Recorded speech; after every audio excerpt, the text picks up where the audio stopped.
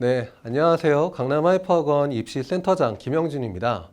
2025학년도 모집기획안 분석 시리즈 중에 이번에는 약대를 말씀드리려고 이렇게 나와 있습니다. 아직 정시나 수시에 관련되어 있는 이제 모집 요강이 확정이 된 건 아니죠. 계획안이기 때문에 대략적인 전체적 규모와 선발하는 방법 이런 것들에 대한 변화 이런 걸 중심으로 큰 틀에서 말씀을 드리려고 하는 거니까 나중에 내년도 이제 초반에 4월 달 이후에 수시 모집 요강이 확정이 돼서 발표가 나오면 그걸 또 꼼꼼하게 다시 한번 살펴보실 필요가 있습니다. 그걸 바탕으로 오늘은 일단 준비 계획안을 바탕으로 말씀을 드리는 거니까 참고만 하시고 이렇구나 대략적인 흐름이 이렇구나 정도만 파악을 하시면 될 것 같습니다. 자, 시작을 해볼게요. 일단 전체 규모를 한번 살펴보면 2024학년도에는 전체 1902명을 선발을 했는데 약 한 30명 정도가 줄어든 1872명을 선발을 하게 됩니다. 수시에서 한 19명이 줄어들었고요. 정시에서는 11명 정도가 이제 좀 감소가 됐어요. 전체 인원은 큰 차이는 없지만 약간 명식에 조금 변화가 있다라는 것, 요건 좀 체크를 해 두실 필요가 있고, 이 지금 전체 인원들 안에는 내가 지원을 할 수 있는 전형과 지원을 하지 못하는 전형들이 있습니다. 특히 뭐 농어촌 전형 같이 이렇게 좀 특정한 자격 요건이 주어지는 그런 전형들을 저는 일단 정원외로 뺐어요. 뭐 다른 전형이 있다는 게 아니라 이건 그 해당하는 전형에만 이제 또 부합할 수 있는 학생들한테 포함이 되는 이제 전형이기 때문에 좀 별도로 뺐고, 이 학생들을 제외한 나머지 이제 전체 학생들이 지원을 할 수 있는 선발하는 인원들을 봤을 때 수시가 2024학년도에는 993명인 반면에 2025학년도에는 984명으로 약 한 10명 가까이 이제 줄어들었죠. 정시도 한 10명 가까이 이제 줄어들었습니다. 큰 틀에서 봤을 때에는 일단 수시와 정시가 조금씩 줄어들었구나. 요 정도를 이제 파악하실 수 있을 것 같아요. 그리고 그걸 각 수시 정시마다 전형들이 좀씩 차이가 있습니다. 예를 들어 교과 전형, 종합 전형, 그리고 논술 전형, 크게는 요 수시에서 세 가지를 나타낼 수가 있고요.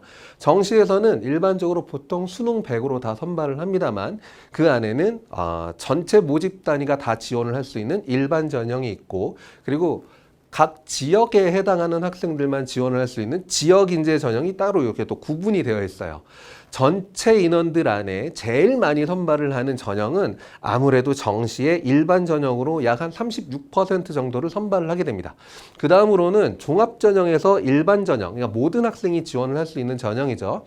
그 전형으로 약 한 20% 정도 학생들을 선발을 하고 있어요. 그리고 교과 전형으로도 일반 전형과 지역인재 전형으로 15% 정도씩 상당히 좀 많은 인원들을 선발을 하게 됩니다. 이게 지방에 있는 학교들이 많아요, 약대는. 그래서 서울 수도권 내에 있는 학생들을 선발하는 학교들보다 지역의 국립대나 지방사립대 쪽에서 선발하는 인원들이 꽤 많이 있습니다. 그런 구분점들 때문에 교과 전형으로 선발하는 인원들이 되게 좀 많이 있다라고 요 정도까지는 일단 파악을 하고 계시는 게 좋을 것 같습니다. 이 전체적인 전형들을 이제 약 그룹화된 학생들로 한번 좀 구분을 해볼까 해요. 이렇게 4개 그룹을 일단 나눠놨습니다. 첫 번째로는 서울 안에 있는 대학, 두 번째로는 수도권, 경기, 인천 이쪽이 되겠죠. 그 다음으로는 지방 국립대, 그리고 지방 사립대, 요 4개 대학, 4개 그룹으로 나눠서 한번 인원들을 쭉 체크를 해봤는데, 전체 37개 대학들 중에 지방에 있는 대학들이 20개 대학입니다. 그냥 서울과 그리고 수도권에 있는 대학은 17개 대학밖에 되지 않는 거예요. 인원으로만 따지고 보면 서울에 있는 대학에서 선발하는 전체 인원은 약 한 690명 정도가 되고, 수도권에 있는 대학들은 대학 숫자가 6개나 되기는 하지만 전체 선발하는 인원은 180명밖에 되지는 않아요. 생각보다 많지는 않습니다.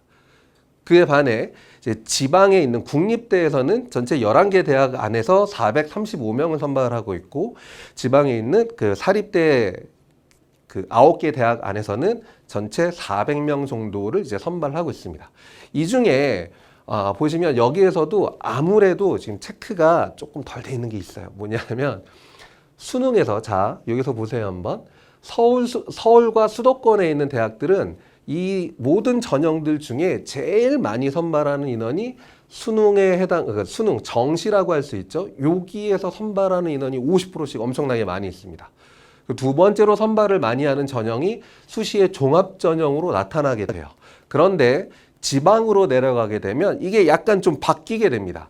지역 인재로 수시에 선발하는 그 비율이 가장 많은 퍼센트를 차지하고 있어요. 이게 왜 그러냐 하면 의학학 계열에서는 지역 인재, 그 지방 학생들에 대한 활성화, 선발을 많이 해야 된다. 이런 정책 때문에 약 한 40% 정도씩을 선발을 의무적으로 해야 됩니다. 그렇게 되다 보니까 지역에 해당하는 학생들로만 선발하는 비율들이 전체로 따지게 되면 50% 가까이 이렇게 좀 엄청나게 많은 학생들을 선발하고 있는 거예요. 이 말은 다시 얘기해서 서울과 수도권에 있는 학생들은 여기에 지원을 못하게 되는 거죠. 이해 가시죠? 이쪽은 안 되는 겁니다. 지방에 있는 국립대나 사립대에 내가 지원을 하기 위해선 선발하는 50% 전체 인원 중에 50% 이외의 나머지 50% 안에 또 전형별로 구분이 좀 지어져 있다. 이렇게 생각을 하시면 좋을 것 같아요. 아시겠죠? 생각보다 문이 상당히 좁은 편입니다. 뭐 지방이 더 낫지 않을까? 이런 생각은 하지만 그것도 아닌 이유가 여기에도 되게 크게 이 이유들도 작용을 하고 있는 거예요. 그걸 기억을 해 주시고, 자, 요걸 이제, 각 전형별로 이제 한 번씩 조금씩 설명을 좀 해드리려고 해요. 일단, 첫 번째 교과 전형입니다. 수시에서 교과, 종합, 논술 세 가지로 구분을 해놨는데 첫 번째 교과 전형에서는 전체 선발하는 인원이 약 한 500명 가까이 됩니다. 2024학년도에 비해 한 20명 이상 일단 줄어들었죠. 그냥 상당히 좀 큰 폭으로 줄었다 이렇게 생각을 할 수 있어요. 전체 인원들 선발하는 인원 중에 일반으로 그러니까 모든 학생이 지원할 수 있는 학생은 51% 정도가 되고 오히려 이제 또 지역 인재 해당하는 지역에만 그 지역에 거주한 학생들만 지원할 수 있는 그 지역 인재 전형으로 선발하는 인원도 50% 정도 거의 비등비등하게 선발을 합니다. 자, 이걸 서울 수도권과 지방 국립, 지방 사립대 요 세 개 그룹으로 나눠서 한번 살펴보면 서울 수도권에서는 지역 인재로 선발할 게 없어요. 왜? 서울하고 수도권이니까. 그쵸? 네, 지방 국립대로 내려가게 되면 또 얘기가 이제 확 달라지는 겁니다. 여기에서는 지역 인재로 선발하는 비율이 60% 이상으로 확 늘어나요. 앞서 말씀드렸던 지역 학생들을 선발해야 된다라는 방침 때문이에요. 마찬가지로 지방 사립대도 똑같은 기조를 유지하게 됩니다. 그래서 교과 전형으로 제일 많이 선발을 하는 전형이라고 전형이라고 할 수 있는 건 오히려 일반 전형보다 서울 수도권에서는 일반 전형이지만 전체적인 맥락으로 따지고 봤을 때는 지역 인재로 선발하는 비율이 훨씬 더 크다. 이렇게 생각을 하실 수가 있는 거예요. 생각보다 교과 전형으로 지원하는 게 만만치 않겠죠. 요걸 기억을 해 주시고 각 대학들마다 선발하는 인원들의 편차가 2024학년도와 2025학년도에 조금씩 나타납니다. 어느 정도 편차가 나타나는지 요걸 한번 살펴보실 필요가 있어요. 그런데 확정이 아니에요. 이건 계획 아닙니다. 계획 아니다 보니까 변화가 조금씩 있을 수 있어요. 뭐 선발하는 인원 자체가 뒤바뀔 수도 있고 그래서 내년 4월 달에 최종적인 수시 모집 요강을 확인하는 게 무엇보다 되게 중요합니다. 일단 계획상으로는 이렇게 나타나 있다. 요렇구나 정도까지만 파악을 하시면 될 것 같아요. 한번 살펴보시면 여기에서 우석대 같은 경우에 지역 인재와 일반 둘 다 인원수가 확 줄어들었습니다. 그죠? 특히 일반 전형은 선발을 하지 않아요. 또 하나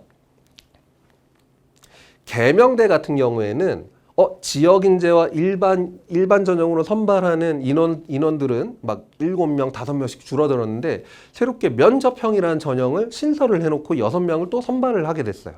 이렇게 학교들마다 약간씩의 편차가 좀 나타나게 됩니다.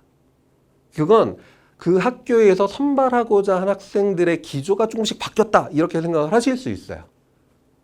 좀 어렵나요? 무슨 말이냐면 예를 들어 지금 우석대학교의 지역 인재와 일반 전형으로 혹은 여기 일반 전형으로 선발하는 8명이 완전히 다 삭제가 됐다. 이 얘기는 저기 이 8명을 그럼 어딘가에서 새롭게 선발할 텐데 이렇게 생각을 하셔야 돼요. 그게 종합 전형이 될 수도 있고 혹은 수능 전형으로 빠질 수도 있는 겁니다. 이해 가시죠? 그러다 보니까 오히려 지금 이렇게 모집 하는 인원들이 확 줄어들거나 바뀌게 된 이 학교들 같은 경우에는 전년도나 그 2002년 전이죠. 결과들이 좀 좋지 않았나? 요렇게도 좀 한번 추론을 해볼 수 있는 겁니다. 그런 걸 기억을 해주시고, 두 번째로는 각 대학들마다 이제 전형하는 방법들이 달라요. 똑같은 교과 전형임에도 불구하고 전체 교과 100으로만 선발을 하는 대학이 있는 반면에 교과의 서류, 교과의 또 단계별 막 이런 식으로 구분을 세분화시켜 놓고 있습니다. 대부분의 학교들은 교과 100으로 많이 선발을 하게 됩니다. 이 학교들 같은 경우에는 핵심적으로 생각하셔야 되는 부분들이 각 대학들마다 교과를 산출하는 방식에 또 차이가 있어요. 어떤 학교는 국어, 수학, 영어, 사회, 과학을 다 보는 학교가 있고 어느 학교는 국어, 수학, 영어, 과학만 치르는 학교가 있습니다. 거기에 덧붙여서 진로 선택 과목을 반영하지 않는 대학이 있는 반면에 전체 교과목을 반영하는 대학 혹은 몇몇 과목들만 뽑아서 반영을 하는 대학, 이렇게 또 구분이 지어지게 됩니다. 이렇게 되다 보니까 학생들마다 저 대학이 왜 저기보다 점수가 높지? 막 이런 생각으로 보실 수 있는 결과들이 있을 거예요. 여러 가지 요인들 중에 큰 틀의 하나는 이런 전형 방식에 대한 차이점 때문에 그런 결과가 나타나게 되는 겁니다. 이해 가시죠? 그리고 교과 서류라고 하는 요 두 가지의 평가 요소로 선발을 하는 대학들이 있어요. 대표적인 게 동국대, 경희대, 경북대 뭐 이런 대학들이 있는데 부산대도 이제 서류를 반영을 하게 됩니다. 서류라는 게 무슨 자기소개서가 들어가는 그런 게 아니에요.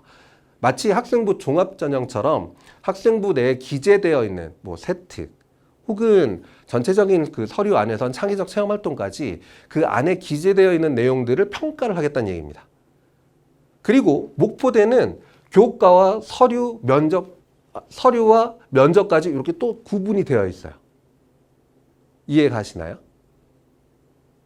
요게 점수가 약간씩 밖에 되어 있지는 않지만 조금 편차가 나타날 수 있게 90점, 5점, 5점 막 이렇게 좀 구분을 해놓고 있습니다. 100점 만점으로 환산을 해보면 각 대학들이 평가하는 요소들에 따라서 희망하는 학생들의 모양들이 좀 달라진다고 생각을 하시면 돼요. 원래는 교과 전형이라고 한다면 당연히 교과가 제일 우선이겠죠. 근데 거기에 우리는 너희의 학교 생활까지 그리고 학습해 나가는 모습까지 평가를 해볼 거야 라고 하는 이 대학들은 생각보다 단순 교과 성적만 가지고는 갈 수 없는 대학들이구나 라고 생각하시는 게 무엇보다 되게 중요합니다. 이해 가시죠? 그래서 그냥 교과만 열심히 챙겼던 학생들은 이런 대학들은 조금 피하시는 게 좋겠죠. 그리고 단계별 전형이라는 대학들이 있는데 단계별 전형은 마치 종합전형처럼 뭐 면접을 뒤에 치른다거나 이렇게 구분을 지어 놓는 거예요. 1단계에서 3에서 5배수 혹은 10배수 이 정도로 선발을 미리 해놓는 겁니다. 그리고 난 뒤에 수능 전에 면접을 치르는 학교도 있고요. 수능 이후에 면접을 치르는 학교들도 있어요. 그래서 최종적으로는 면접을 통해 우리는 학생들의 역량을 평가하겠다. 이렇게까지 이제 보는 학교들이다. 라고 생각을 하시면 될 것 같습니다. 연세대 같은 경우에는 원래 단계별에 있었어요. 1단계에서 교과만으로 뭐 한 3배수 정도를 선발을 했다가 2단계에서 면접과 1단계 교과 성적을 합산을 해서 그 전체 선발을 했던 학교인데 이게 지금 일괄 교과 100으로 올해 바뀌었습니다. 2025학년도에. 그게 입시 결과에 되게 큰 영향을 미칠 수 있어요. 학생들은 면접이 있다 그러면 일단 부담이 갈 수밖에 없습니다. 왜? 시험이잖아요. 시험이기 때문에 힘들 수밖에 없어요. 그런데 이제 연세대학교라고 하는 저 가장 하이 레벨에 있는 대학이 우린 이제 면접 안 봐. 교과만 볼게. 라고 얘기를 했으니 학생들 입장에서 훨씬 더 좀 편안할 거예요. 그렇죠. 아무래도 그럴 수밖에 없겠죠. 그래서 더 지원할 수 있는 여지가 생기지 않을까? 이런 생각이 일단 좀 듭니다. 근데 좀 반대로 생각을 하실 수도 있어요. 오히려 나는 면접을 되게 자신 있게 생각을 했던 학생인데 교과 성적이 조금 애매하다고 한다면 연세대를 과감하게 그냥 배제를 해야 되지 않을까?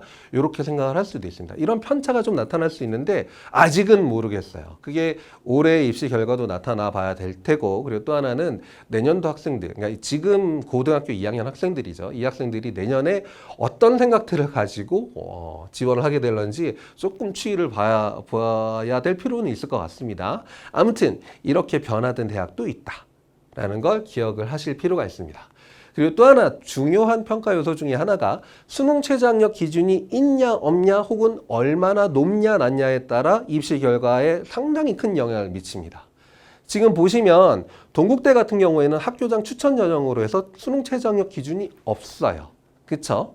근데 다른 대학들을 보시면 경상대는 지금 일반과 지역 인재로 나눠져 있는데 세계합 5 혹은 세계합 6 정도의 한 두 과목 정도는 2등급 나오고 한 과목 정도는 1등급이 나와야 되는 이 정도의 최저학력 기준을 요구를 하고 있고, 연세대 같은 경우에는 방금 전에 말씀드렸던 전형에 대한 변화도 있고 거기에 덧붙여서 수능 최저학력 기준까지도 변화가 생긴 거예요. 무슨 변화냐? 원래 연세대학교의 이 교과 전형은 최저 기준이 동국대학교처럼 없었습니다. 근데 새로 생긴 거예요. 이건 또 부담이 되는 거죠. 이게 상당히 큰 변화를 치르게 되는 겁니다. 연세대학교가. 그래서 연세대는 2024학년도의 입시 결과가 거의 의미가 없지 않을까라고 저는 개인적으로 좀 생각을 합니다. 일단 여기서 살펴보실 만한 것들은 경상대나 혹은 전남대처럼 지역인재 전형과 일반 전형의 최저 기준이 다르다라는 게 첫 번째 포인트입니다. 똑같은 전형임에도 불구하고 지역인재로 선발하는 저 전형에서는 최저 기준이 한 등급 정도씩 더 낮아요. 일단 좀 더 폭을 넓혀준 거죠. 그래서 지역인재가 훨씬 더 유리할 수 있다. 해당하는 지역의 그 학생들은. 다만 최저 기준이 낮다라는 건 그만큼 최저 기준을 달성할 수 있을 확률이 높아진다. 이해 가시죠? 요런 양면성을 가지고 있구나 라고 생각하시는 게 중요합니다. 그리고 동국대학교의 최저학력 기준이 없다라는 얘기는 그러면 혹시 앞에 기억나시나요? 동국대학교는 교과 100으로 선발하던 대학이 아니에요. 교과 70에 서류가 30% 들어가는, 그냥 교과와 서류를 합쳐서 선발을 하는 대학이 동국대학교입니다. 거기에 최저 기준까지 없어요. 그리고 동국대학교는 교과를 산출하는 방식이 상위 10과목 막 이렇게 뽑아서 산출을 합니다. 그러니까 교과 성적은 다 좋아요. 그러면 서류의 영향력이 어마어마하게 크겠구나. 여기는 교과 전형으로 분류가 되어 있지만 교과 전형이 아닐 수 있겠구나 라고 생각하시는 게 되게 중요합니다. 이해 가시죠? 그런 차이점들이 나타날 수 있다는 것, 그걸 기억해 주시고, 처음에 말씀을 드렸던 것처럼 이 지금 수능 최저학력 기준에서는 있고 없고와 높고 낮음에 따라 입시 결과에 큰 영향을 끼치게 됩니다. 하기 때문에 내 성적이 그냥 이렇게 생각하시면 돼요. 내 교과 성적이 조금 애매하다.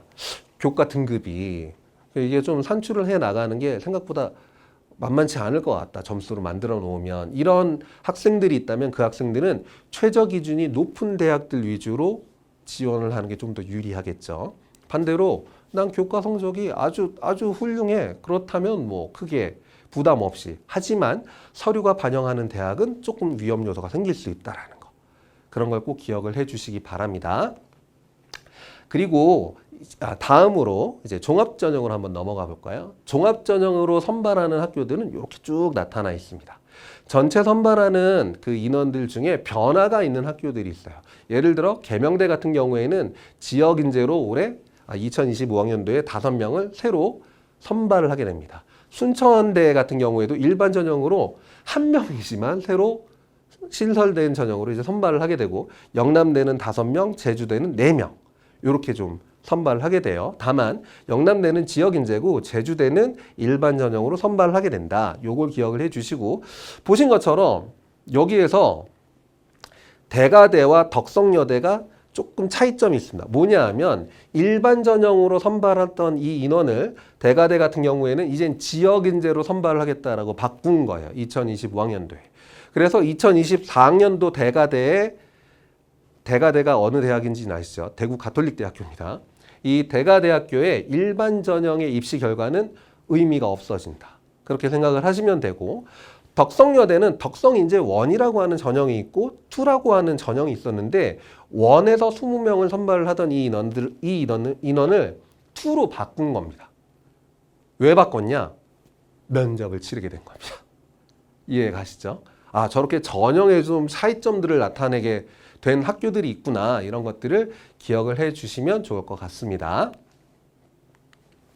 자, 종합전형에서도 교과전형처럼 선발하는 방식의 편차들이 있어요. 어차피 종합전형은 단순히 교과 성적만 가지고 선발을 하진 않습니다. 하지만 그냥 서류만 가지고 선발을 하느냐 혹은 그 서류의 면접까지 치르느냐 이런 식으로 좀 구분을 해 놓을 수가 있어요. 그리고 서류의 면접까지 치르는 학교들 중에서 그냥 일괄로 선발을 하는 학교가 있고 아니면 단계별로 선발을 하는 학교들이 있습니다. 이렇게 구분이 좀 지어져 있다라고 생각하시면 되는데 대부분의 학생부 종합전형으로 선발하는 대학들은 일괄 전형보다는 단계별 전형을 선호하는 편입니다. 다시 말해서 면접까지 치르고 난 뒤에 최종적으로 학생들을 선발하겠다라는 의지가 되게 강하다. 이렇게 생각을 하시면 되겠죠. 자, 일괄 전형은 서류백 또는 서류와 면접을 같이 치르는 대학들을 이야기합니다. 여기 나타나 있는 뭐 경상대, 성균관대, 중앙대, 충남대 뭐 이렇게 쭉 나타나 있는 요 대학들을 이야기하는 거죠. 거기에 이 대학들 같은 경우에는 일단 첫 번째 학생들이 먼저 생각해야 되는 건 수능 최저학력 기준이 있는 경우 최저 기준을 달성했는지 못했는지가 첫 번째. 그렇죠? 왜냐하면 일괄이니까 내가 그 서류 평가만으로 그냥 선발이 된다 안 된다에 대한 개념이 아니라 일단 첫 번째 그 필터링의 효과를 할 수 있는 최저 기준이 있다라고 한다면 그걸 통과한 학생들한테는 일단 전체적으로 다 누구에게나 최종 합격까지 기회가 주어져 있다. 이렇게 생각을 하시면 될 것 같아요. 하지만 여기에서도 주의하셔야 되는 건 뭐냐면 일괄 전형이기 때문에 선택의 여지가 없어요. 수능 시험 이후에. 무슨 말이냐? 내가 수능 시험을 다 맞았어요. 만점이에요. 너무 좋죠. 그러면 내가 희망하는 대학이 여기 있을 수도 있지만 이 대학이 아니라 또 다른 대학이 될 수도 있어요. 그렇죠? 그런데 거기에 정시에서는 충분히 합격을 할 수 있는데 수능으로는 못 쓰게 되는 경우가 발생할 수 있는 거예요. 왜? 여기에서 합격을 해버리는 순간 정시까지 이어지질 못하다 보니까. 그래서 일괄 전형 같은 경우에는 상당히 좀 신중하게 지원을 하셔야 됩니다. 내가 여기 합격을 해도 난 괜찮아. 난 일단은 여기에 합격을 하는 게 일단 목표가 돼. 라고 생각할 수 있는 학생들이라면 그걸 오히려 더 잘 이용을 해 나가실 수 있겠죠.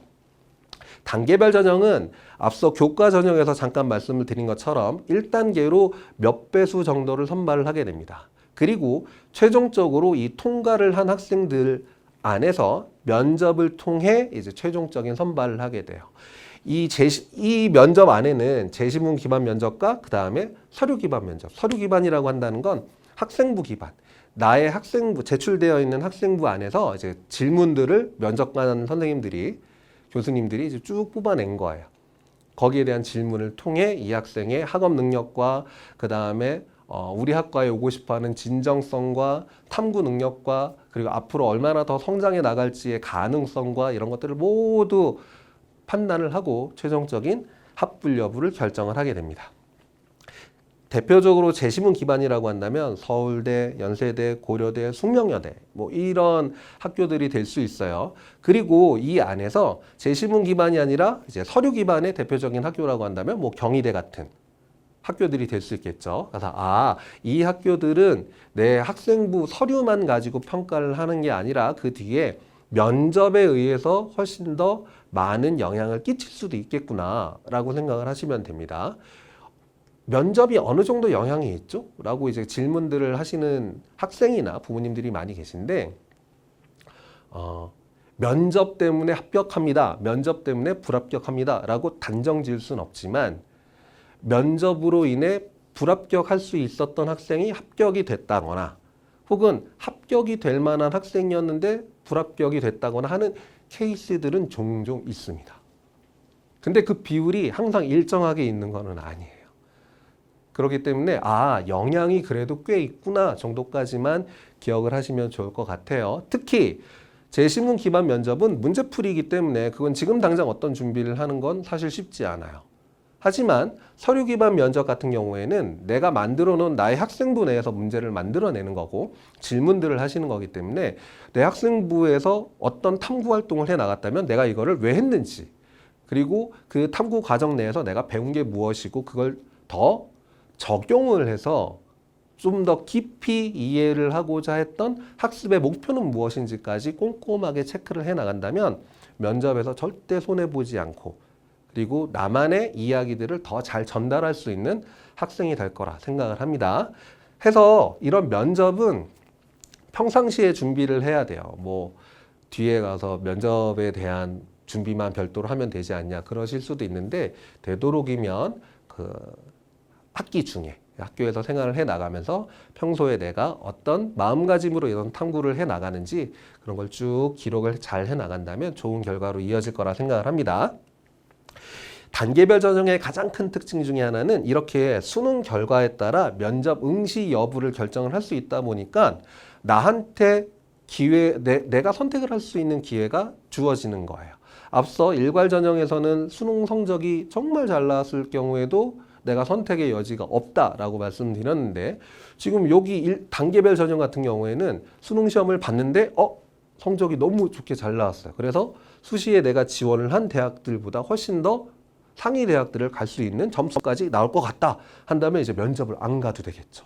그렇게 된다면 서류의 평가와 관계없이 그냥 불합격을 하게 됩니다.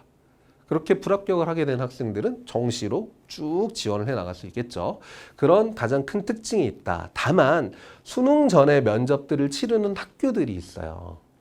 그런 대학들이 몇몇 학교가 있다 보니까 그건 좀 주의해서 이제 지원을 하셔야 된다.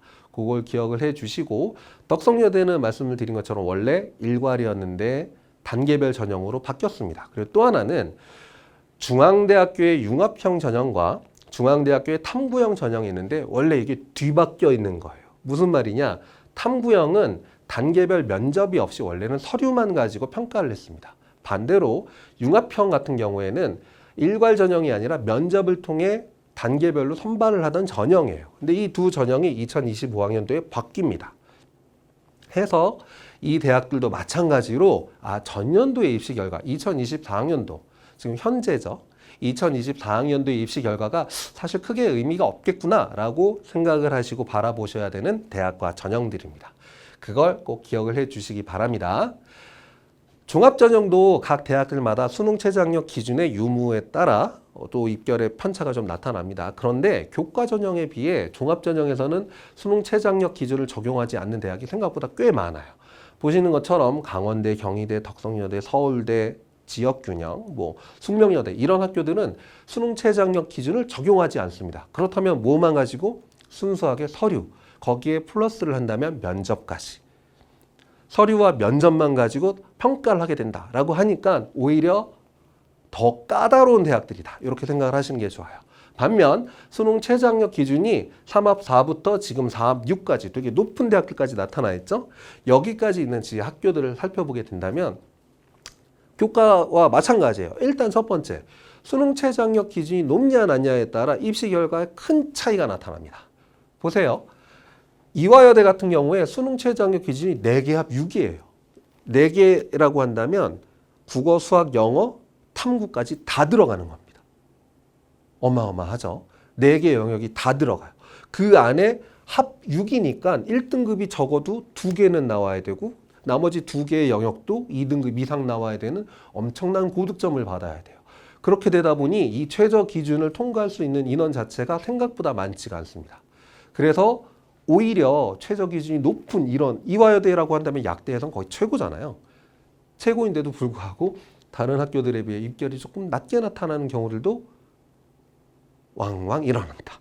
그걸 기억을 해 주시고 반대로 최저 기준이 조금 더 낮은 학교들 같은 경우에는 통과하는 그 학생들의 비율이 증가를 할 수 있다 보니까 마찬가지로 입시 결과에 등락 폭이 좀 더 올라갈 수 있다. 그렇게 기억을 해 주시는 게 무엇보다 중요할 것 같습니다. 이 대학들 이외에 순천대 그리고 연세대 같은 경우에는 조금 다른 최저학력 기준들을 나타내고 있어요. 저런 최저학력 기준들을 이 대학들이 가지고 있구나 라고 생각을 하시면 돼요. 여기 색깔을 조금 별도로 체크를 해놓은 게 경북대학교는 3개합 5기는 한데 무조건 과탐 2과목의 평균이 들어가야 돼요. 경북대와 마찬가지로 단국대학교는 반드시 수학이 포함이 돼야 되는 대학 중에 하나가 되는 겁니다. 그리고 충남대 같은 경우에는 국어를 제외한 수학, 영어, 과학만 가지고 최저 기준을 통과를 해야 되고, 반면에 동덕여대는 오히려 이제 영어를 제외하고 국어, 수학, 과학 한 과목만 가지고 최저를 통과해야지만 가능합니다. 그리고 여기 지금 오타가 있는데요. 서울대학교는 직윤이 아니라 여기가 일반입니다. 죄송합니다. 서울대학교는 일반 전형과 지역 균형이라고 하는 두 개 전형이 별도로 존재를 해요. 둘 다 학생부 종합 전형인데, 서울대 일반 전형은 최저가 없는 반면에 서울대 지역 균형은 최저가 있습니다. 마찬가지로 충북대학교도 종합전형 1과 종합전형 2가 있어요. 근데 둘 다 선발을 하는 방식이 같습니다만 최저 기준은 있고 없고 이렇게 좀 나누어집니다. 종합전형 1 같은 경우에는 최저 기준이 없는데 종합전형 2 같은 경우에는 최저 기준이 있는 거예요. 그리고 뒤에 잠깐 말씀을 드리겠지만 서류를 평가하는 방식과 각 평가 요소마다의 반영 비율도 사실은 같습니다. 근데 최저가 있고 없고 똑같은 학생부 종합전형이고 이렇게 좀 구분이 돼요. 그렇다면 일단 서류에 대한 강점이 더 큰 학생들은 당연히 충북대학교 같은 경우에 종합 1을 지원을 하는 게 맞고요. 내 서류가 약간 애매한 것 같아 라고 생각하는 학생들 같은 경우에는 종합전형 2를 이제 지원을 해야 되는 거예요. 이해 가시죠? 이렇게 같은 학교임에도 불구하고 각 전형들마다 가지고 있는 차이점, 뭐 그게 평가 요소에 대한 차이점도 나타날 수도 있겠지만 수능 최저학력 기준의 유무 혹은 높낮이에 따라 학생들을 선발하는 기준이 달라질 수 있다. 그걸 기억을 해주시기 바랍니다. 아주대와 이화여대 같은 경우에는 2025학년도에 선택 과목에 대한 부분들이 전부 다 폐지가 됐어요. 무슨 말이냐? 수학에서 확통도 가능합니다. 최저 기준을 적용을 할 때. 과학에서는 사탐도 가능합니다. 와, 어마어마하게 넓죠. 그럼 나는 확통하고 나는 사탐을 할래 라고 생각하는 이과생이 있을지도 모르겠지만 사실 많지는 않을 거라고 생각을 합니다. 아무튼 무엇보다 더 중요한 핵심은 이렇게 스펙트럼을 넓혀놨구나. 그게 특히 아주대와 이화여대처럼 아주 상위 클래스에 해당하는 대학들이 그런 걸 정해놨구나. 요걸 기억을 해주시면 좋을 것 같습니다. 그리고 각 대학들은 똑같은 종합전형임에도 불구하고 평가하는 요소의 차이도 있고요. 거기에 덧붙여서 요소마다 반영하는 비율들의 편차도 나타납니다. 예를 들어 경희대 같은 경우에는 학업 역량과 진로, 그 다음에 공동체 역량 세 가지의 평가 요소가 있는데 그중에 가장 많은 비율을 차지하는 게 진로 역량이에요. 무슨 과목을 선택을 했니? 그 과목의 탐구는 어떤 걸 해 나갔니? 얼마나 깊이 있게 공부를 했니? 등등 관련되어 있는 내가 지원하고자 하는 학과, 이제 약학과가 되겠죠. 이 학과와 관련된 탐구 활동과 학습들이 얼마나 넓고 깊게 들어가 있는지가 훨씬 더 중요한 학교가 경희대학교가 되는 겁니다. 반면에 숙명여대나 지금 중앙대 같은 경우에는 두 가지의 전형들이 있죠. 융합형과 탐구형. 이 두 가지의 전형들 안에 똑같은 학업 역량, 진로 역량, 공동체 역량이라고 하는 평가 요소를 반영을 하는데 각 전형들마다 평가하는 그 평가 요소의 반영 비율들이 차이가 나는 겁니다. 예를 들어 융합형 같은 경우에는 학업 역량이 50%로 어마어마하게 큰 거예요. 근데 반면에 탐구형 같은 경우에는 진로 역량을 더 많이 보겠다. 이렇게 이야기가 나타난 겁니다.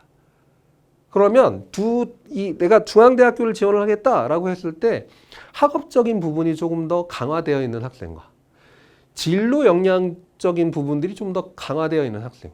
이 두 가지 유형에 따라 지원을 해야 되는 전형들이 좀 달라지겠죠. 그럼 저는 학업이 높을까요? 진로가 높을까요? 그리고 학업 역량은 무언가요? 그냥 내신 성적이 높으면 학업 역량인가요? 라고 하는 무수한 질문들이 나타날 수 있습니다.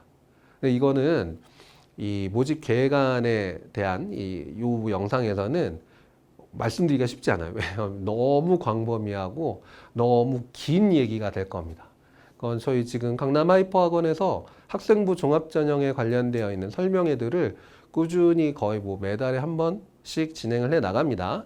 그래서 제가 정말 자세하게 다루고 그럼 그걸 어떻게 만드는지에 대한 이야기까지 쭉 진행을 하니까 거기에서 한번 오셔가지고 직접 들어보시는 게 좀 더 좋을 것 같습니다.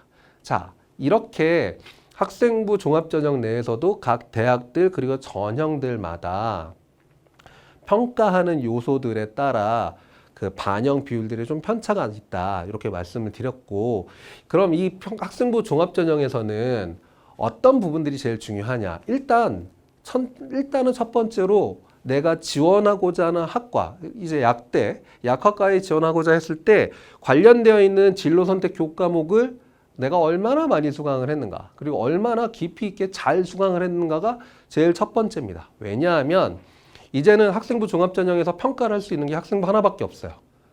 자기소개서도 없죠. 그 다음에 추천서는 이미 2022학년도에 다 폐지가 됐, 그때까지만 하고 폐지가 됐죠. 딱 평가를 할 수 있는 게 학생부 서류 하나밖에 없습니다. 그 안에서 평가자들이 제일 먼저 확인을 할 수 있는 건 이 학생이 무엇을 선택을 했나, 어떤 과목을 들었나, 이런 게 되게 중요해요. 왜냐? 그건 내 자발적 의지로 선택을 한 과목이다라고 이야기할 수 있는 것들이잖아요. 그렇게 되다 보니까 이 학생이 진짜 우리 학과에 관심이 있었구나, 그리고 정말 열심히 그 과목을 수강을 했구나 라는 것들을 직접적으로 확인할 수 있는 과목이 진로 선택 과목입니다. 그래서 되게 중요해진 부분이 진로 선택 과목을 얼마나 잘, 그리고 이수 단위도 많이 선택을 했는지, 그게 훨씬 더 중요해진 겁니다.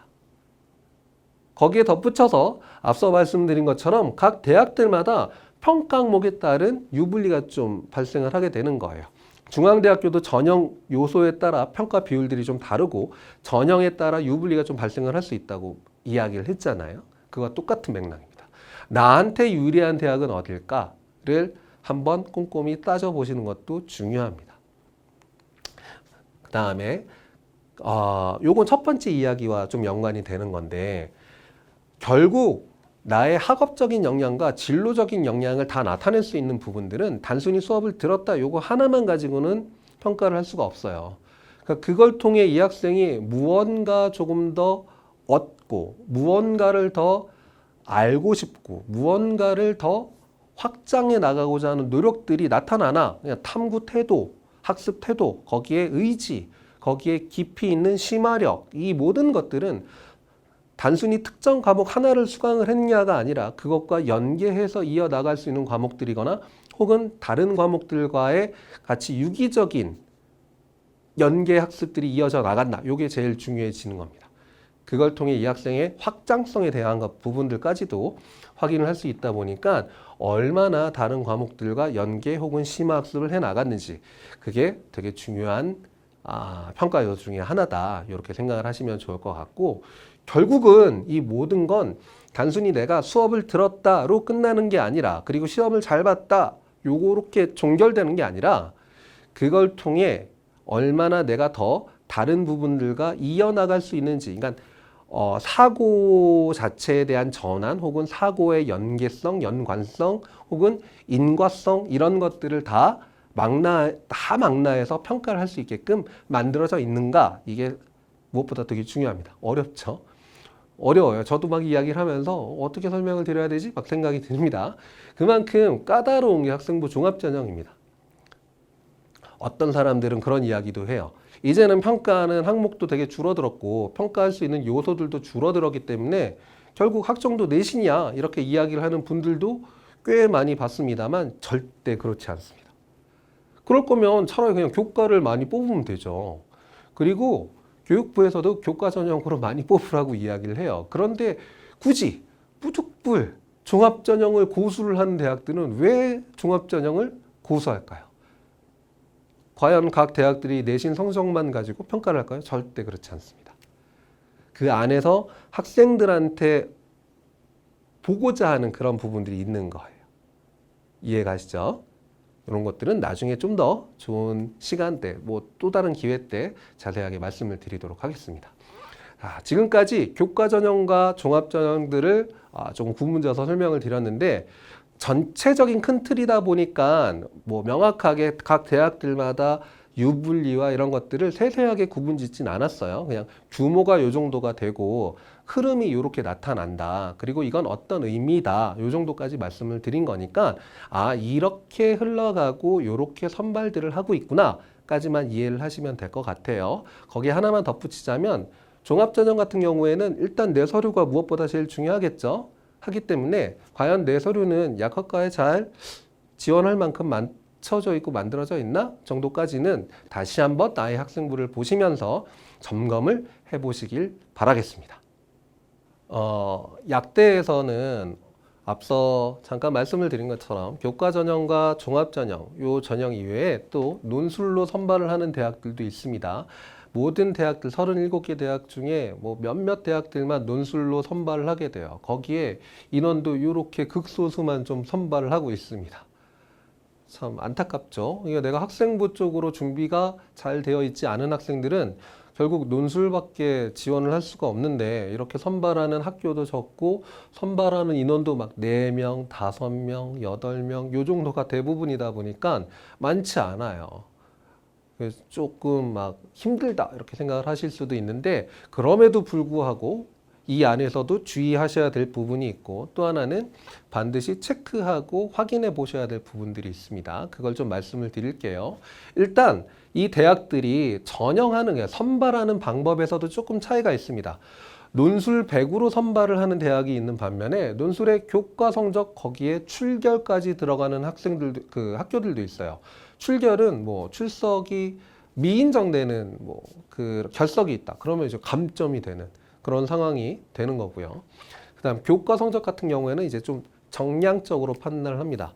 오히려 저기 지원하는 아이들은 그러면 내신 성적이 다 좋지 않을까? 그거는 아니에요. 왜냐하면 내신 성적이 좋으면 교과로 지원을 했거나 아니면 종합을 지원을 했겠죠. 그러지 않을 테니까 여기 성적에 대해서는 오히려 너무 크게 생각하지 않으셔도 될 것 같습니다. 물론 대학들마다 몇 등급 이하로 내려가게 되면 점수의 편차를 확 넓히는 구간들이 있어요. 내가 정말 난 학생부가 너무 안 좋은데 이제 그런 학생들은 그 대학들을 피해야겠죠. 온전히 그냥 논술 100으로만 선발하는 대학들을 지원을 한다거나 그런 식으로 방식을 조금 바꿔야 될 필요가 있습니다. 그리고 또 하나는 2025학년도부터 이 대학들, 경희대, 동국대, 숙명여대, 성대, 아주대, 이대, 중앙대 이 대학들은 필수 지정 과목에 대한 폐지가 있습니다. 필수 지정 과목이 뭐죠? 수학에서는 미적분 혹은 기하를 선택해야 된다. 그리고 탐구에서는 과탐을 선택해야 된다. 이게 지금 필수 지정 과목이었어요. 이과니까. 근데 지금 서울에 있는 메이저 약대라고 하는 이 대학들은 오히려 필수 지정 과목을 다 폐지했습니다. 누구나 지원을 해라. 하지만 시험은 이 시험 자체는 이과 시험입니다. 수학 시험이에요. 그리고 과학 시험이고. 하지만 최저 기준은 우리가 확통까지도 넓혀줄게. 그리고 과탐이 아니라 사탐도 넓혀줄게. 이렇게 좀 이야기를 해놓은 겁니다. 요렇게도 난 오히려 그러니까 수능에서 조금 자신이 없는데 논술은 자신 있어. 이럴 수도 있잖아요. 사실 그러기는 쉽지 않지만 그런 학생들 같은 경우에는 조금 더 여유가 생길 수도 있겠죠. 이 각 대학들마다 2023학년도와 2024학년도에 지원한 그 경쟁률을 보면 어마어마합니다. 기본으로 200대 1 이상이 넘어가고요. 지금 고려대학교 같은 경우에는 지역 인재 전형이다 보니까 지원한 그 학생들의 숫자가 다른 학교들에 비해 이제 낮은 거죠. 연세대도 낮은데? 맞아요. 왜냐하면 수능 전에 이 논술을 치르거든요. 부담이 되는 거예요. 그리고 혹은 나는 수능을 되게 잘 볼 것 같아 라는 기대감 이런 것들 때문에 지원율이 다른 대학들에 비해 조금 낮은 편입니다. 하지만 고려대와 부산대는 또 지역인재로 선발을 하니까 좀 낮다. 이 대학들을 제외한 나머지 대학들은 기본적으로 200대 1 이상 넘어간다. 중앙대는 왜 이렇게 낮나요? 다른 대학들에 비해 좀 너무 낮은 편 아닌가요? 맞습니다. 왜 그렇게 낮냐 하면 최저가 너무 높아요. 4개야 뭐예요? 4개 영역이 뭐죠? 국어, 수학, 영어, 탐구입니다. 이 4개 중에 한 과목을 제외한 나머지 3과목은 다 1등급이 나와야 되고 그리고 제외됐던 이 한 과목조차 2등급 안에 들어가야 돼요. 어마어마한 수치입니다. 그러다 보니까 자신이 없는 거예요. 그래서 좀 낮은 편입니다. 최저 기준을 달성하는 비율들도 실제로 좀 낮아요. 그래서 나는 수능은 자신 있는데 논술은 크게 좀 잘 모르겠어 하는 학생들 같은 경우에는 오히려 중앙대학교처럼 최저 기준이 높은 학교들을 지원하는 게 방법이 될 수 있겠죠. 그런 걸 한번 체크를 해 보시는 게 중요하고, 또 하나는 각 대학들마다 이제 우리 학교는 수리 논술만 봅니다. 혹은 우리 학교는 과학 논술까지 치릅니다. 이런 학교들이 있습니다.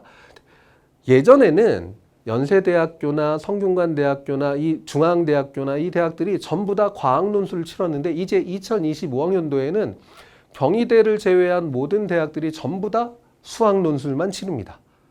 그럼 이제 쾌재를 불러도 될 것 같죠. 와, 이제 수학 하나만 보면 돼. 그래, 난 경희대 제외하고 나머지 그냥 수학만 볼 거야. 뭐 나한테 훨씬 유리해 라고 생각할 수 있는데, 이게 마냥 주어할 만한 얘기는 아니라고 저는 생각해요.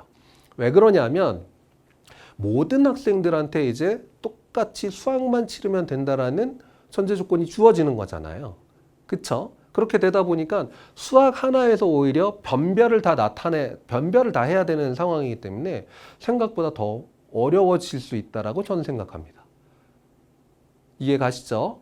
그래서 저게 꼭 좋은 것만은 아니다. 오히려 나는 그래도 과학이 어느 정도는 할 수 있어 라는 학생들은 경희대를 적극적으로 지원하는 것도 좋은 방법이 될 수 있어요. 그리고 또 하나 기억을 하셔야 될 부분들은 출제법입니다. 각 대학들마다 수학은 그냥 수원, 수투의 확통, 미적, 기하 모든 그 교과목 학교에서 배웠던 거기에 진로 선택까지 포함을 해서 그 모든 교과목을 포함하는 학교가 있는 반면에 아주대학교처럼 수원, 수투, 미적만 반영하는 대학들이 있어요. 이렇게 대학들마다 출제하는 범위에 또 차이가 있고, 또 하나 성균관대학교는 지금 수학의 전범이기는 하지만 거의 수원, 수투에서 다 출제를 했거든요. 실제적으로 출제를 했던 그 범위가 조금 출제 범위하고 다른 대학들도 이렇게 있습니다. 이건 한 번씩 개별적으로 찾아보시는 게 무엇보다 중요해요. 지금은 아닙니다만 나중에라도 그런 걸 기억을 해 주시길 바랍니다. 또 하나는 이 모든 대학들이 이제 논술을 치러야 되는 일정들이 있잖아요. 겹치는 학교가 있고, 혹은 아예 별도로 그 학교 하나만 치르는 날짜, 그 날짜에 치르는 학교들이 있어요. 해당하는 날짜에 학교가 하나밖에 없으면 그 학교는 폭발을 합니다. 왜? 거기밖에 쓸 데가 없으니까. 반면에 똑같은 날짜에 논술을 응시하는 대학들이 여러 학교가 겹쳐 있는 날짜에는 학교가 좀 분산되겠죠. 그런 효과도 있습니다. 그래서 요 최종 일자는 내년도 수시 모집 요강에 확인을 해 보시기 바랍니다. 자, 지금까지는 수시에 관련된 이야기를 말씀을 드렸고, 이제 정말 중요한 것 중에 하나, 정시는 과연 어떻게 선발을 할까? 약대에서 그걸 잠깐 좀 말씀을 드릴게요.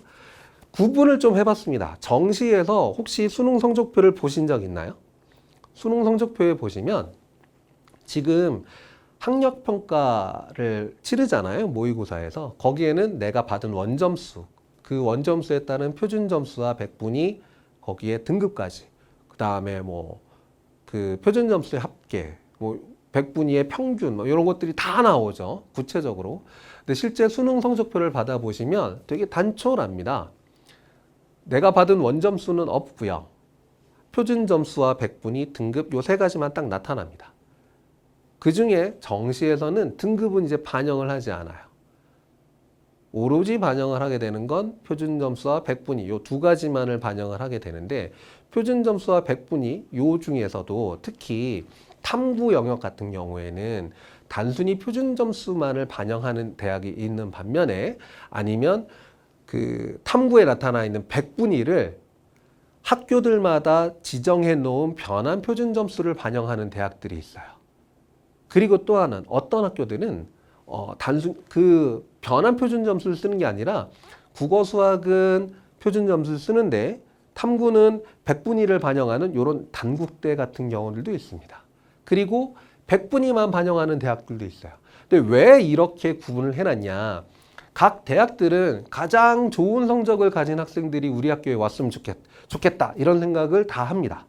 그래서 이 대학들 입장에서는 각각 우리 학교에서 좀 유리한 점수 구조가 무엇일까라고 판단을 하고 거기에 따라 나타나는 점수들을 이렇게 좀 구분을 해 놓은 거예요. 보시면 서울대학교는 단순히 표준 점수만을 반영을 합니다. 그러니까 탐구도 표준 점수가 높은 과목을 선택하는 게 되게 유리한 거예요. 지금 2024학년도 올해 같은 경우에는 과학 2 같은 경우에 표점 최고점이 어마어마하게 높죠. 이런 과목을 선택을 했고 점수를 되게 잘 받았다. 그럼 되게 유리해지는 게 지금 표준 점수를 반영한 저 대학들이 되는 겁니다. 그런데 표점은 되게 높은데 100분위는 결국 100이 맥스예요. 이해 가시나요? 표준 점수는 뭐 80 몇 점도 나올 수 있고 70 몇 점도 나올 수 있고 내가 50점 만점을 받았을 때 혹은 60 몇 점이 나올 때도 있어요. 시험 난이도에 따라 좀 달라지지만 100분위는 가장 맥스가 100이고 최하점이 이제 0점 이렇게 나타납니다. 그러니까 그 이상 올라갈 수가 없어요. 이해 가시죠? 그렇게 되다 보니까 내가 무슨 과목을 선택을 했던 간에 크게 유불리를 주지 않고 그 학생이 받은 100분위에 따라 학생들마다 오히려 편차를 좀 줄게끔 만들어 놓는 변환 표준 점수를 활용하는 대학들도 많이 있습니다. 특히 그 중에 서울 수도권에 있는 주요 약대들은 전부 다 표준 점수와 탐구의 변환 표점을 반영한다라고 생각하시는 게 좋습니다. 대부분 보시면 여기 다 포함되어 있죠. 서울대를 제외하고. 그리고 100분위를 반영하는 여대 정도를 제외하고는 대부분 표준 점수와 탐구의 변환 표점을 반영한다. 이 대학들은 이렇게 구분이 되어 있구나. 이런 걸 생각을 하시는 게 좋습니다. 하실 필요가 있습니다. 그리고 또 하나는 제가 이렇게 표준 점수와 변환 표준 점수, 표준 점수와 100분위 이렇게 구분을 해놓고 군마다 가군, 나군, 다군이라고 하는 3개 군으로 구분이 되어 있어요. 이 구분되어 있는 군마다 학교들을 구분을 해놓는 이유는 각 군에 따라서 지원을 할 수 있는 대학은 하나밖에 없습니다. 가군에 하나, 나군에 하나, 다군에 하나. 그렇게 되다 보니까 내가 나군에서 서울대를 썼는데 나군에서 또 이대를 쓸 수가 없는 거예요. 그럼 결국 나는 나군에 서울대를 썼다면 가군에서는 이 중에 어디, 그리고 다군에선 이 중에 어디를 써야 되는 겁니다. 그런데 약대는 지금 다군에서 선발하는 대학이 3개 대학밖에 없어요. 순천대, 제주대, 계명대. 이 대학을 제외한 모든 대학들은 가군과 나군에서 선발을 합니다. 그래서 진짜 다군에서 내가 갈 약대가 없구나, 많지 않구나 이렇게 생각을 해 주시는 게 무엇보다 중요하고, 또 하나 100분위를 반영하는 대학은 시험 난이도에 따라서 입시 결과에 큰 편차가 나타납니다. 물론 표준 점수를 반영하는 대학이거나 표준 점수와 변환 표준 점수를 반영하는 대학들도 그렇게 나타나긴 하지만 그 시험 난이도에 따른 흐름의 영향을 가장 많이 받는 요소가 100분위예요. 왜 그러냐 하면 시험 난이도가 쉽죠? 그러면 한 100분위 안에 예를 들어 100, 99, 98, 97 이런 100분위가 쭉 하나씩 있는데 96이라고 하는 100분위 요 안에 아이들의 밀집도가 되게 커지는 거예요. 표준 점수는 뭐 200점 만점에서 145점, 130 몇 점 이렇게 좀 등락이 나타날 수 있는데 100분위는 고정값이기 때문에 그게 좀 달라지는 겁니다. 어렵죠? 여기까지는 이해 못 하셔도 괜찮아요. 나중에 고등학교 3학년이 되신 다음에 이해를 하셔도 됩니다. 여기서 중요한 건 일단 약대는 다군에 3개 말고는 없다.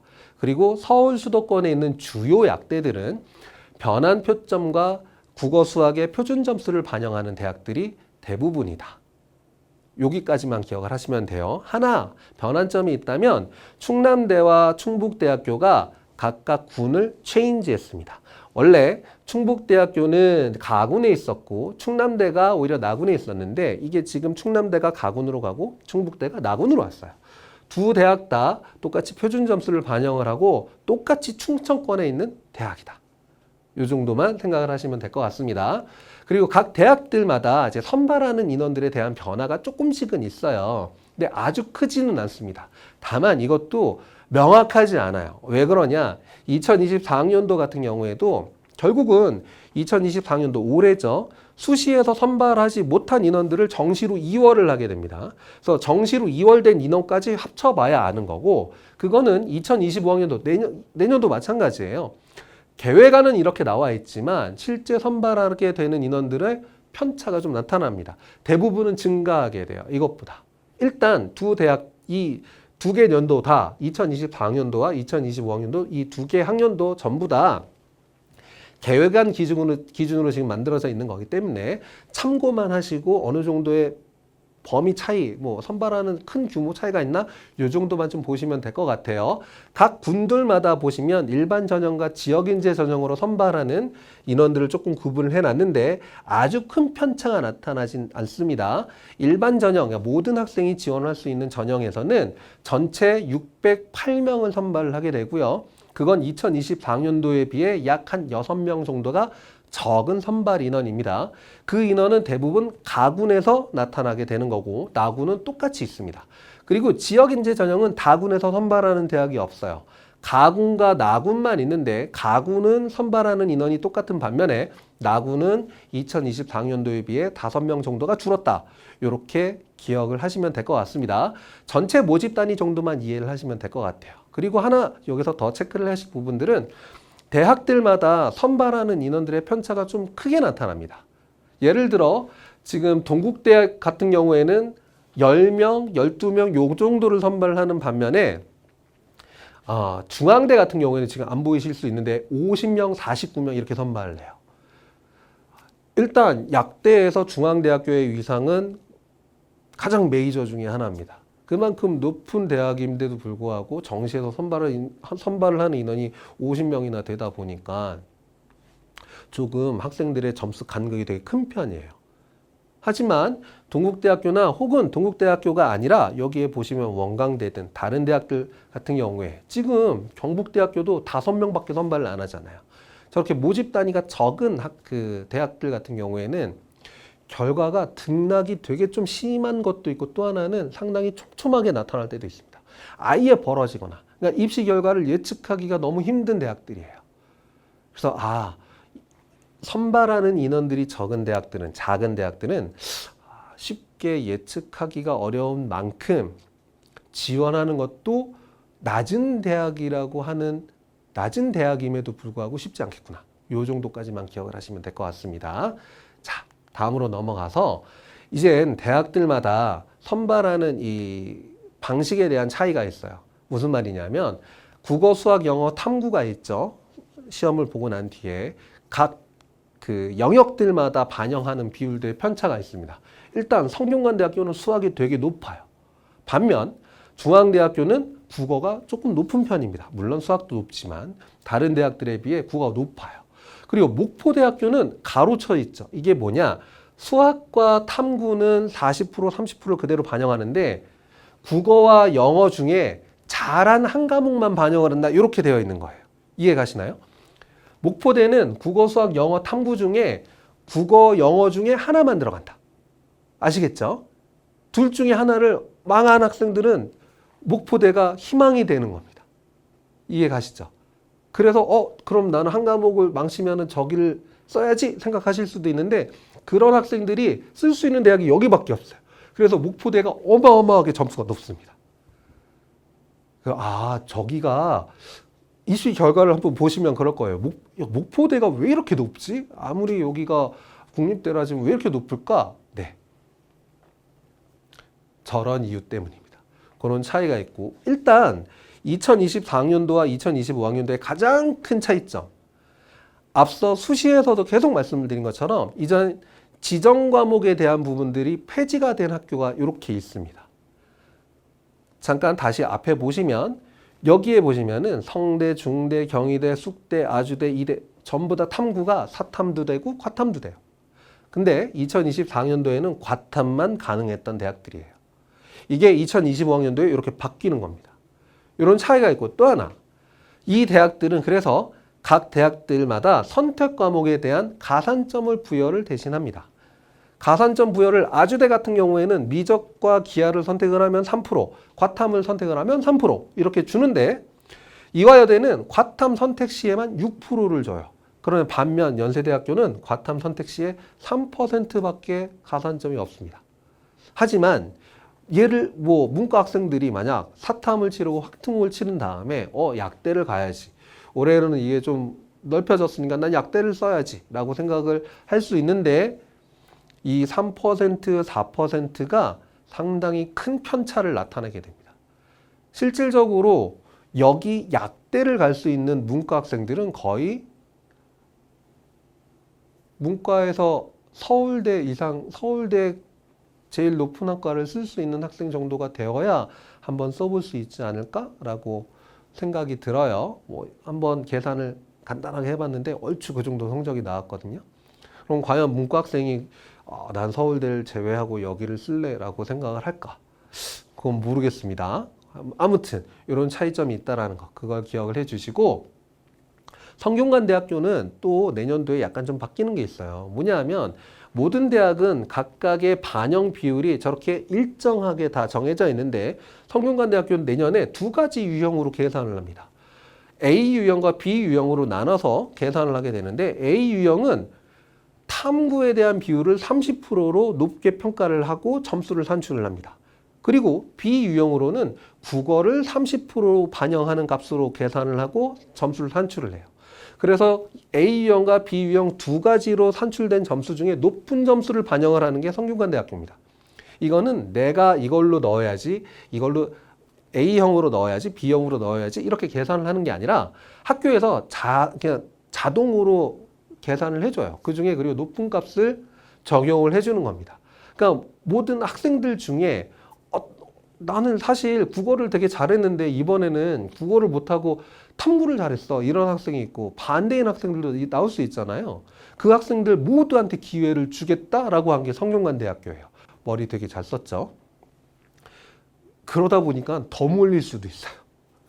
그래서 성대가 두 가지 유형으로 만들어 놓은 건 학생들한테 기회의 장을 넓혀주고자 한 거구나. 그럼 그 얘기는 결국 더 많은 학생들이 지원을 할 수 있겠구나. 거기에 덧붙이자면 입시 결과가 올라가겠구나. 이렇게까지 생각을 할 수 있습니다. 이해 가시죠? 이런 차이점들이 나타난다. 2025학년도에 그걸 꼭 기억을 해 주시기 바랍니다. 서울대학교가 다른 대학들과 달리 정시에서도 일단 지역균형과 일반 전형이라고 하는 두 가지 전형으로 선발을 합니다.